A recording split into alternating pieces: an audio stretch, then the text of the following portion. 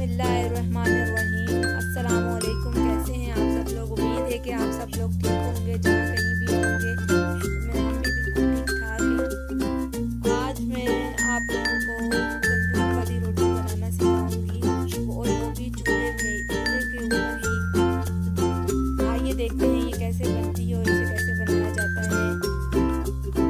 अगर fry pan हो तो फ्राई पैन में ऐसे ही जैसे मैं बना रही हूँ, ऐसे ही फ्राई पैन में आप लोग बना सकते हैं। बहुत ही आसानी से बन जाएगी और बहुत ही मज़ेदार बनती है। मैं अक्सर अपने घर में ऐसी रोटी बनाती हूँ, तो ये बहुत ही मज़ेदार होती है। चूल्हे की आंच बिल्कुल स्लो रखनी है ताकि ये अच्छे से अंदर से भी पक जाए। रोटी अगर तेज़ आंच रखेंगे तो ऊपर से पकेगी, अंदर से नहीं पकेगी, कच्ची रह जाएगी। तो हल्की आंच करके पकाएंगे तो बहुत रोटी अंदर से भी पकेगी और ऊपर से भी पक जाएगी। वीडियो अगर पसंद आए तो मेरी वीडियो को